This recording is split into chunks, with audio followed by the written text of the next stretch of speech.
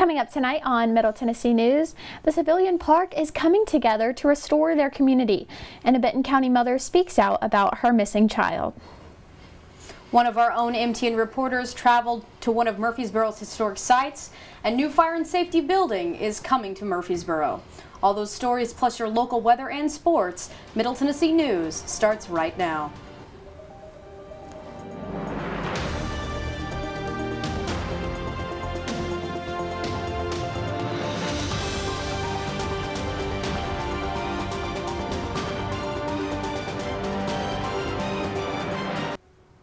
Good evening, I'm Kira Fullington. And I'm Mary Beth Mangrum. Welcome to Middle Tennessee News.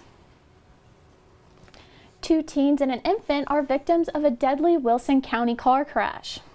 The crash happened on Sunday around 1 p.m. near 4200 block of Old Murfreesboro Road. 19-year-olds Toby Lakey and Callie Miner were inside the vehicle of their 5-month-old son, Jaden Lakey. Toby Lakey, the driver, overcorrected a right turn and hit a tree. Both teenagers were killed in the crash. Neither teenager was wearing a seatbelt. However, their son was in a car seat. He was taken to the hospital and remained in critical condition, but was pronounced deceased as of Tuesday evening. 5-month-old Jaden was announced to be an organ donor after his passing. Earlier this week, we reported on the hateful vandalism that littered properties in Sylvan Park. But despite all the negativity, neighbors are coming together to help restore the community. Early Sunday morning, residents in the Sylvan Park area woke up to multiple houses vandalized with swastikas, racial slurs, and white power all over the front of their homes.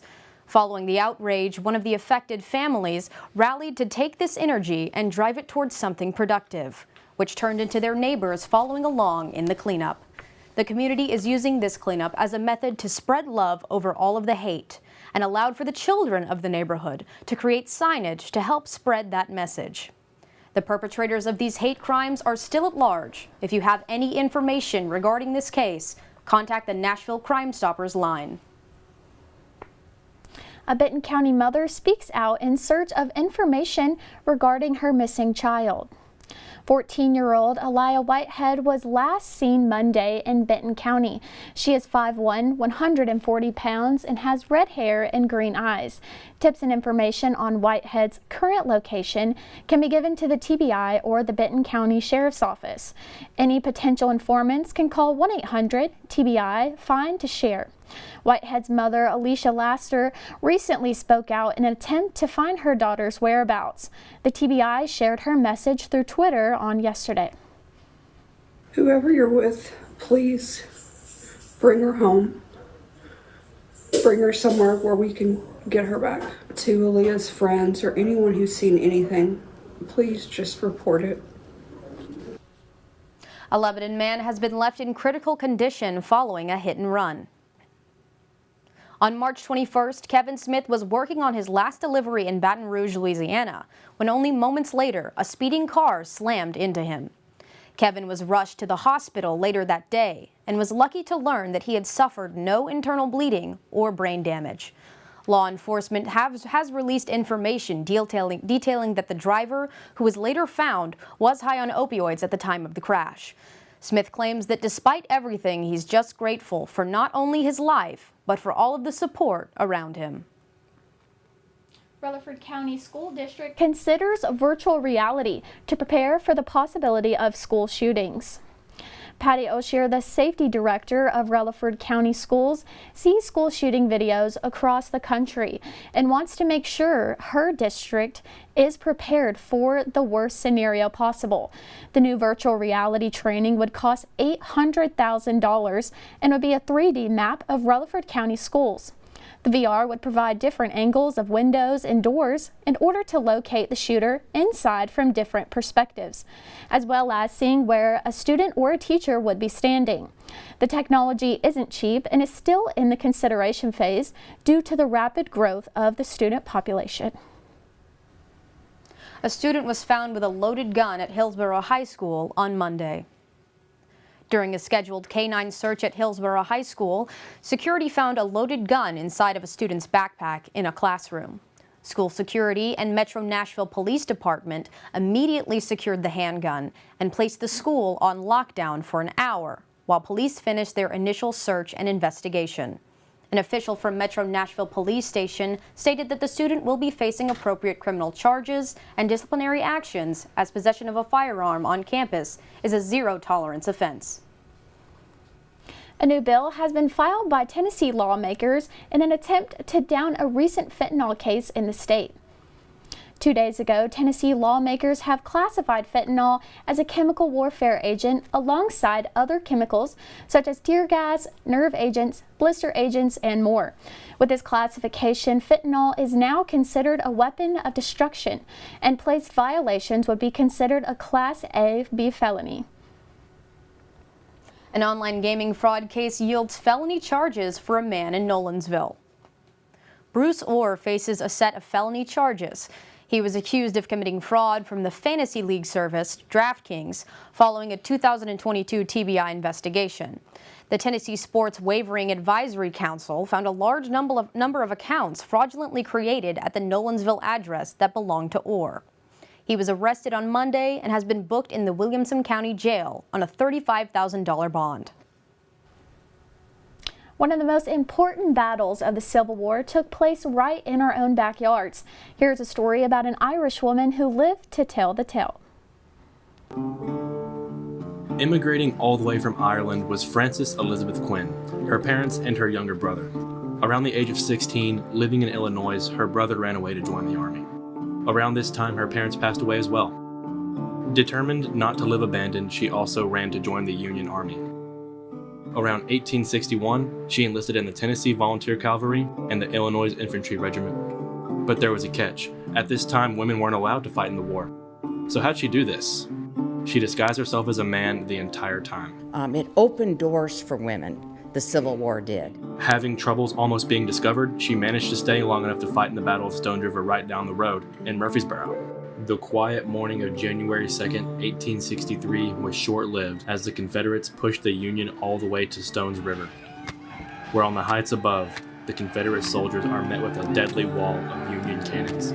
It is said to be one of the bloodiest pushes in the Civil War, with casualties above 25,000. They could not navigate these cannons with 6 horses, limbers, and caissons through those trees and the cedars. So that's going to be their downfall. It is written that not a Confederate reached the river. The Union had won the battle, and Quinn left with 1 gunshot wound. Soon after, she was discovered as a woman, and she left to Kentucky to enlist many more times and continue to fight.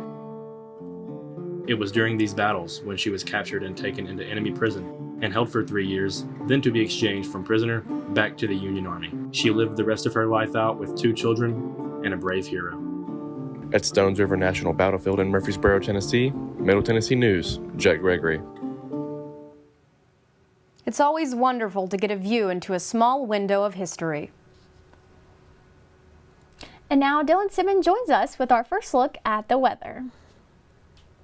Thanks, Kira. Today certainly brought the wet stuff to Middle Tennessee, but don't worry, relief is on the horizon. The end of your week is looking a little brighter, as sunny skies and warm temperatures will be here soon. Murfreesboro sits at a modest 55 degrees, but a colder spot today belongs to Shelbyville at 54 degrees. McMinnville finds itself at 55, and Woodbury and Mount Juliet both sit at 54 degrees. The chilliest cities at the moment are Manchester and Smithville, who sit at 53 degrees. Clear skies and spring weather will be on the way soon, and I'll get more into that later. That's all I have for now. Kira, back to you. Thanks, Dylan. And still ahead on Middle Tennessee News, MTN reporter Killian Casey gives us an exclusive look on one of MTSU's very own baseball players. And local students from all over Rutherford County have a recent partnership with the First Arts Center. That's coming up next on Middle Tennessee News. When I was in foster care, I never knew when I would have to move. So I always had my suitcase ready to go. Then one day I was adopted. My new parents opened their hearts and home to me. My parents cook my favorite breakfast for me every morning. My parents take me on trips I never thought I would go on. They gave me a home and an even better reason to use that suitcase. My parents aren't perfect, but they're perfect for me. Jordan knows he shouldn't eat this entire bowl of nachos, but tonight he's earned that right. Because a few hours ago in the middle of happy hour, he recognized a sign. Not from the gods or a bolt of lightning, but from a double heart, a kissy face, and a fourth ha in ha ha ha. That's when Jordan knew he was buzzed. So when it was time to go, he got a ride home instead of driving. Be a legend like Jordan. Recognize your buzzed warning signs and get a ride home. Buzz driving is drunk driving.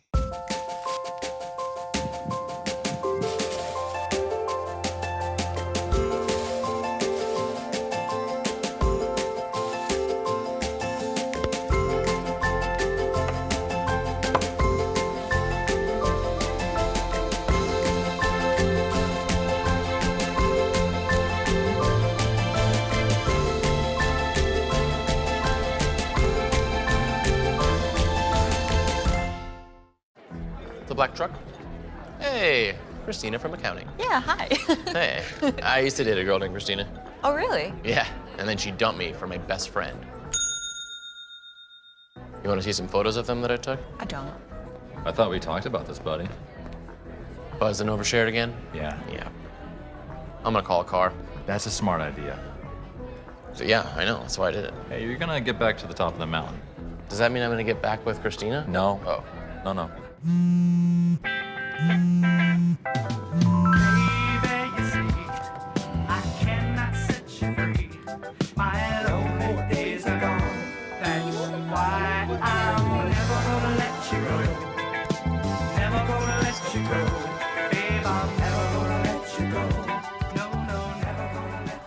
Here you go. Thank you. Thank you.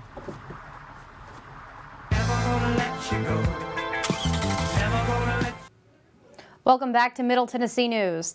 The Middle Tennessee baseball team is full of many players with unique stories, and we got a player on the team to give us his. The MTSU baseball team is one of the most popular sports teams on campus. With their great stadium and beautiful field, the games are a joy to attend. But with the inflow and outflow of players that is essential to college athletics, the players can sometimes take a back seat to the program itself. MTSU is home to many great players, all with unique stories. But one of the most unique is Tatsunori Negishi. Tatsunori was born in Tokyo, Japan, and he is a junior at Middle Tennessee State. He is an outfielder, first baseman, and a pitcher. This year, so far, he has 2 hits and 4 at-bats, a double and a triple. He started his collegiate career at Orange Coast Junior College in Costa Mesa, California. So I grew up in Tokyo. I was born in Tokyo and then grew up in Tokyo. I just played baseball. I started to play baseball like when I was 2 years old, and then I went to junior high school in Japan. So it's kind of just, I think I'm normal like baseball player in Japan. So I went to junior college in California for 2 years before I came here. And then after my second year in JUCO, I sent my video to coach here, and then he recruits me. From Murfreesboro, Killian Casey, MTN News. Thanks, Killian. It's nice to get to know one of our own baseball team members. There's a new fire hall building being built on Lascassas Pike in Murfreesboro. Where the old Lascassas School once stood will now become home to a brand new Rutherford County Fire and Safety Department building. While residents are pleased to have the added safety and a new fire hall and ambulance service center, many are equally concerned about the preservation of history that sits on the front portion of the property. The historic rock wall in front of the site will be preserved and remain intact, according to Stan Vaught, chairman of the Public Authority for Rutherford County. And an MTSU alum has the honor of accepting the NAACP award. Catherine Crawford Lakey, a Middle Tennessee State University public history alumnus, applied a historic preservation, a new concept to her work at a national historic landmark, working to preserve an honest and inclusive history. Crawford Lakey recently earned the President's Award from the NAACP branch in Colpier, Virginia. The award honored their efforts to maintain the Montpelier Foundation Board of Directors' 2021 promise to ensure structural balance on the board of the Montpelier Descendants Committee. The First Art Museum is hosting Rutherford County Schools' annual art show. Schools of all ages across the country will have their artwork on display. 40 schools throughout Rutherford County will be participating in the exhibit. The showcase will contain nearly 200 artworks from students from kindergarten through 12th grade. The artwork will be on display at the upper level of the museum. The exhibit opened today and will run through Sunday, April 2nd. And now we have Dylan Simmons with tonight's forecast. Dylan, what do you have for us? Thanks again, Kira. The lows for tonight will not see any drastic changes, and clear weather should create a great opportunity for outdoor experiences. Murfreesboro will only fall to 56 degrees tonight and should have only a sliver of a chance at rain. The rest of our local cities will follow suit with little to no chance of rain to speak of. McMinnville, Shelbyville, Manchester, Woodbury, and Mount Juliet will only marginally drop to 55 degrees. Smithville will once again be our coolest customer as they will find themselves with a low of 53 degrees. The skies will be cloudy tonight and the wind will reach speeds of 5 to 15 miles per hour. Don't worry about the umbrella tonight and enjoy your Wednesday night outside after a wet start to the day. When we come back, I will have your full forecast for the rest of the week. Kira, back to you. Thanks, Dylan. And still ahead on Middle Tennessee News, Dylan will give us our full look at the weather, and Ryan Martinelich is over in the MTN Sports Den with our full sports report. That's coming up after the break. Stick around. When I was in foster care, I never knew when I would have to move. So I always had my suitcase ready to go. Then one day I was adopted. My new parents opened their hearts and home to me. My parents cook my favorite breakfast for me every morning. My parents take me on trips I never thought I would go on. They gave me a home and an even better reason to use that suitcase. My parents aren't perfect, but they're perfect for me. Jordan knows he shouldn't eat this entire bowl of nachos, but tonight he's earned that right. Because a few hours ago in the middle of happy hour, he recognized a sign. Not from the gods or a bolt of lightning, but from a double heart, a kissy face, and a fourth ha in ha ha ha. That's when Jordan knew he was buzzed. So when it was time to go, he got a ride home instead of driving. Be a legend like Jordan. Recognize your buzzed warning signs and get a ride home. Buzz driving is drunk driving.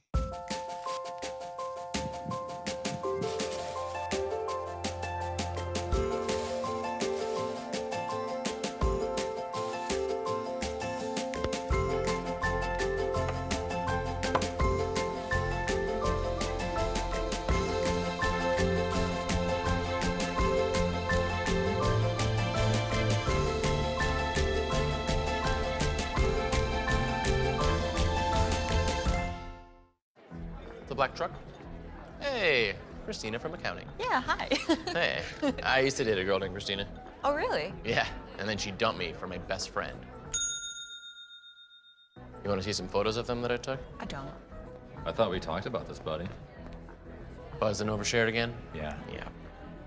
I'm gonna call a car. That's a smart idea. So yeah, I know, that's why I did it. Hey, you're gonna get back to the top of the mountain. Does that mean I'm gonna get back with Christina? No. Oh. No.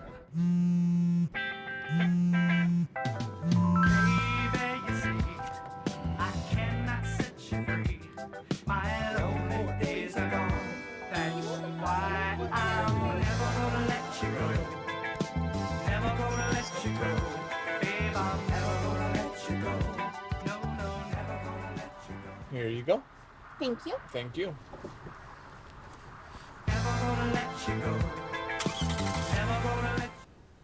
Welcome back, and now Dylan has our full weather report.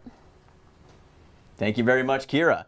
Mother Nature is currently giving us 55 degrees and overhanging clouds, and it is only going to heat up as the night moves forward. Today's high will reach 60 degrees and a low of 48 degrees with a 15% chance of rain tonight. For Thursday, as the Beatles once said, here comes the sun, as we will see a high of 80 degrees with partly cloudy skies throughout the day. The low will be 63 and the chance of rain will be minimal, with it being at just 10%. Friday picks up right where Thursday left off, as there will be warm temperatures and little to no rain to worry about. Enjoy your Friday fun day with a 77-degree high and a 63-degree low. Any rain will be brief at best, as we will only see a 20% chance. Saturday is going to be clear as well, with partly cloudy skies and only a 20% precipitation chance. The high for the day will be 72 degrees, which makes it a great day to go for a hike or enjoy a March Madness cookout.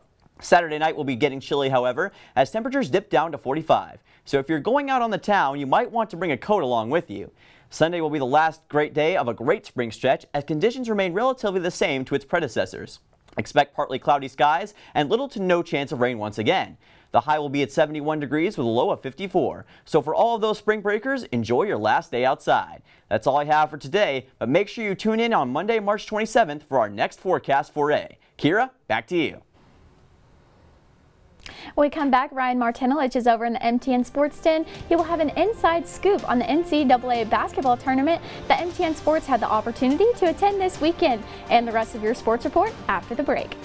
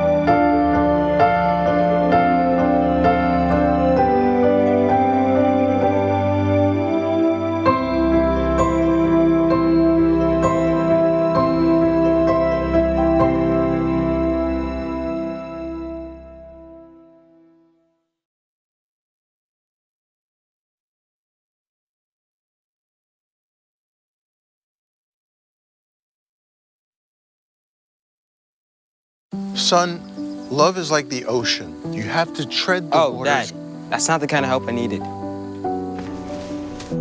Jessica, will you go to prom with me?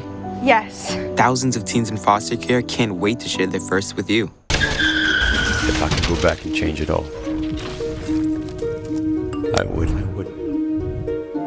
I think I'm gonna miss you the most. I'm sorry. I'm so sorry. I'm so sorry. Maybe it's just the little moments. If I could go back and change it all, if I could go back, I would. But I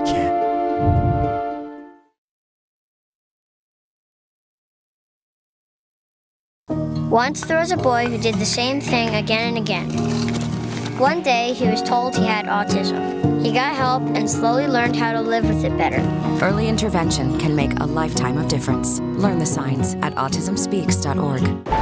Natural disasters are a fact of life in the U.S. And between activities and school, chances are you won't be with your kids when they happen. Will they know what to do? Ready.gov/kids can help your children feel prepared, not scared. So talk with your family today. Put the keys down, Kevin. But I'm gonna drive home. There are several warning signs present that you shouldn't be driving. My text to emoji ratio has gotten a little out of hand. A little? Yep, I'm definitely gonna call a ride home. Welcome back, everyone. We're going to kick things off here in the Sports Den with baseball as the MTSU Blue Raiders took care of business down in Cookeville. The Blue Raiders managed a solid win against the Golden Eagles at Tennessee Tech's Nest with a 13-5 win. The runs came in early as MTSU got out to an early 6-1 lead following J.T. Mabry and Brett Coker hits. Tech got back with runs following a home run from John Dyer, but the Blue Raiders would counter with a 6-run 7th inning, including a 3-run home run from senior first baseman DJ Wright, helping all but secure the victory over the Golden Eagles. Justin Lee was credited with the win after coming in for 3 innings following Daniel Dewey's start, only giving up 1 run in the process. The win pushed MTSU's record to 11-9, and now the Blue Raiders will travel down to Boca Raton to square off against the Florida Atlantic in CUSA Series matchup starting on Friday. Though MTSU was eliminated from contention in the women's NCAA tournament over the weekend in Durham, North Carolina, there was still plenty of basketball to cover, including the second-round matchup where the 6-seeded Colorado Buffaloes, who beat the Lady Raiders, outlasted the 3-seeded Duke Blue Devils in overtime. Just like against the Lady Raiders, the Buffaloes got out to a hot start in the first quarter, taking a 15-2 advantage over the Blue Devils early in the first quarter and had an 11-point lead at the end of the first quarter, thanks to senior Quay Miller's 11 points of her own. Duke's defense would step up in the second quarter, forcing 8 Colorado turnovers, turning defense into offense and allowing Duke to get back within 6 at the half. More solid defense for Duke in the third quarter led to scoring 8 points off turnovers in the period, with Blue Devil seniors Reagan Richardson and Celeste Taylor combining for 10 points and helping Duke claim a lead for the first time before going into the fourth quarter. Defensive adjustments in the fourth quarter, however, along with Jalen Sherrod and Frida Foreman heating up, led to Colorado forcing overtime, where they would end up coming out on top. And head coach J.R. Payne likes the way her team has played so far. I think when you have balance and you have a team that really genuinely is unselfish like that, then you can play great basketball no matter where you are, who you're playing, what environment, and I think we showed that tonight. And now Colorado will face off against the Iowa Hawkeyes in the Sweet 16 in Seattle on Sunday. And finally, the Blue Raiders tennis squad will be on the road over this coming weekend, where they will face off against some tough Big 12 competition. My apologies.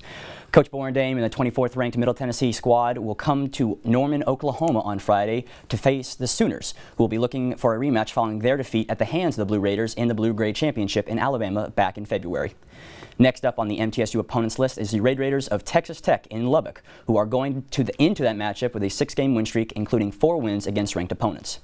After this ITA's ranking came out, Stein Slump and Oscar Brosham Polson are ranked inside the top 25 at 74 and 119 respectively. Should be some good tennis played out west this weekend for the Blue Raiders as they hope to add on to that 3-game win streak currently of their own. Guys, back to you. Thanks, Ryan. And closing out our show tonight, it's American Red Cross Giving Day. This day was celebrated every Wednesday on March since 2015. The American Red Cross helps many people in times of need and disaster. This day was created to help bring people together and get more people involved in supporting the American Red Cross. To participate, you could make a donation, volunteer, or simply spread the message. For ways to donate, visit our social media page at mtnews_style. Thank you for joining us for Middle Tennessee News. I'm Mary Beth Mangrum, joined by Kira Fullington, Ryan Martinelich, and Dylan Simmons. If you missed this or any show, you can watch them on our website, middletennesseenews.net. Make sure to follow us on all social media sites on Facebook /Middle Tennessee News or at Middle TN News on Twitter, Instagram, and TikTok. We'll see you on Monday.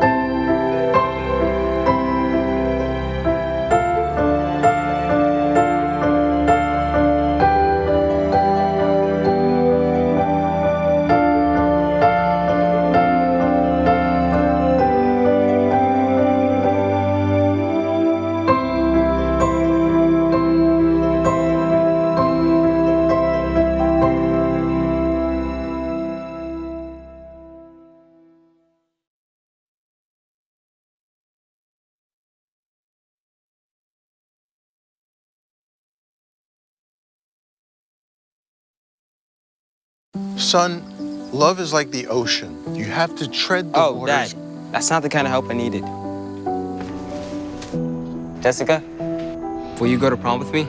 Yes. Thousands of teens in foster care can't wait to share their first with you. If I could go back and change it all, I would. I think I'm gonna miss you the most. I'm sorry. I'm so sorry. I'm so sorry. Maybe it's just the little moments. If I could go back and change it all. If I could go back, I would. But I